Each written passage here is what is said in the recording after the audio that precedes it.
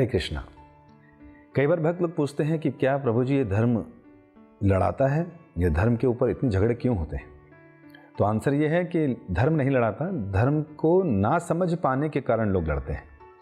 जैसे और इसी कारण से कई बार लोग जब नहीं समझते तो कहते हैं ओके धर्म को पालन ही नहीं करना चाहिए और नास्तिक बन जाते हैं।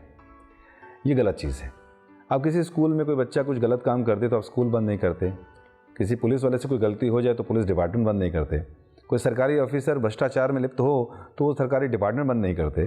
तो धर्म को बंद क्यों कर रहे हैं आप, या धर्म का पालन क्यों बंद कर रहे हैं?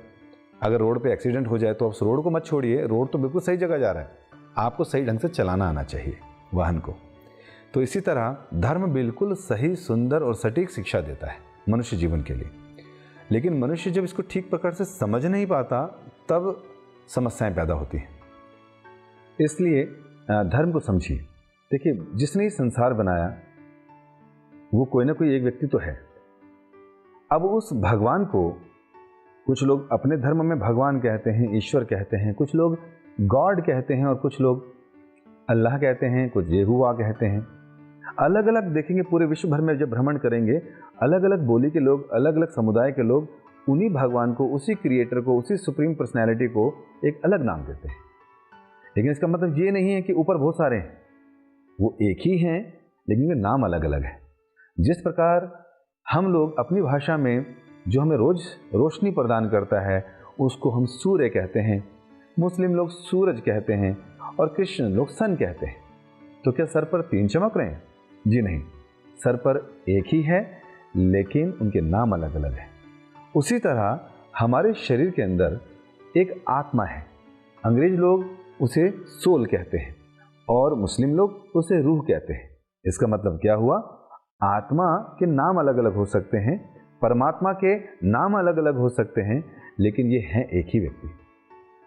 तो जब तक लोग इस चीज़ को ठीक ढंग से नहीं समझेंगे तब तक संसार में लड़ाई, झगड़ा और परेशानी होती रहेगी। जिन लोगों को पता है, कुछ लोग कहते हैं नहीं जी नहीं, हमारा सूर्य तुम्हारे सूरज से ज़्यादा बलवान है। जो लोग सूरज वालों को मानते हैं वो कहते हैं हमारा सूरज आपके सन से बेहतर है, और सन वाले बोलते हैं हमारा सन आपके दोनों सूरज और सूर्य से ज़्यादा बेहतर है।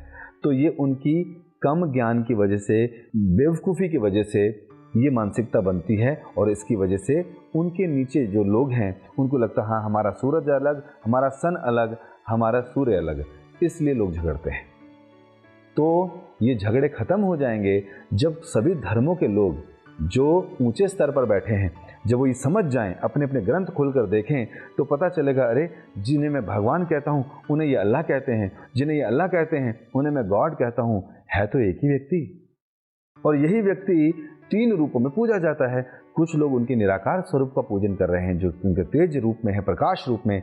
कुछ लोग उन्हीं का परमात्मा रूप में, हर एक के हृदय में उनका भजन कर रहे हैं, और कुछ लोग उनको एक पर्सनैलिटी के रूप में, कृष्ण के रूप में मानते हैं और उनका भजन इत्यादि करते हैं।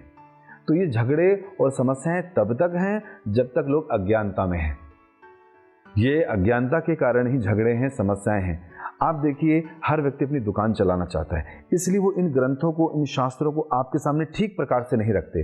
जिस दिन आपने ये शास्त्र पढ़ लिए, जिस दिन आपने इन ग्रंथों को पढ़ लिया, उस दिन आप समझ जाएंगे कि झगड़े के लिए तो कोई टॉपिक बचा ही नहीं।